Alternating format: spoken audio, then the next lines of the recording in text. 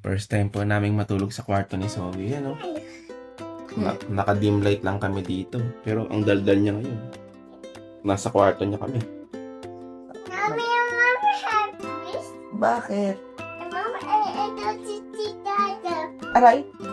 Ano? Ito si Dada. Hindi, ganda. Sabi mo kanina, ganda ko mo. yan. Dada yan.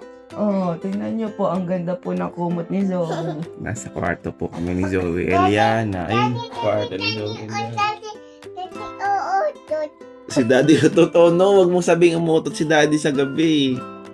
Ganun yung utot? Yeah. Nasa kwarto. Wala, nawala si Zoe. Nagtago. Wala, Wala na si kaya. Zoe. Mami, mayroon pa. Ayun pa, ayun. Ang daldal mo naman. Mami, ayaw. Anong ayaw? Mami. Aayaw mo to. Oh. Mami, pick. Pick. Ano, ano daw? Fix? Fix. Ay, fix niya. Mm. Okay. Ayos niya, ayos. I-fix. Gano'n mo, parang nalaman yun. Dami ng vocabulary ng batang Ingrab. Oo, wala nagtuturo dyan.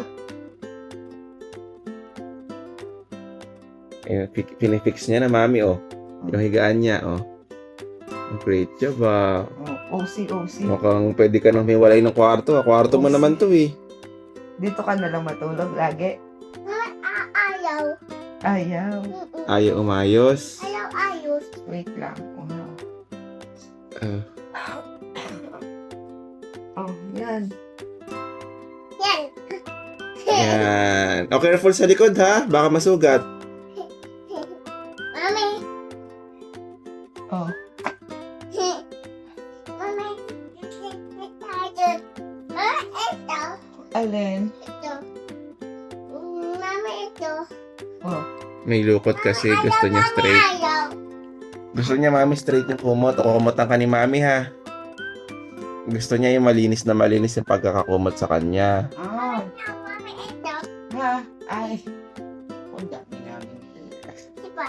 Ang dami requirements. Sipa, mami. Okay na. Sipa. Ano isa pa? Ito. Ito naman.